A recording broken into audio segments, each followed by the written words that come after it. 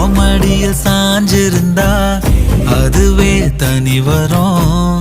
மந்தோடையில் நான் இருந்தா குடிசையும் கோபுரம். உனக்குன்னு வாழணும் உசுராத்தா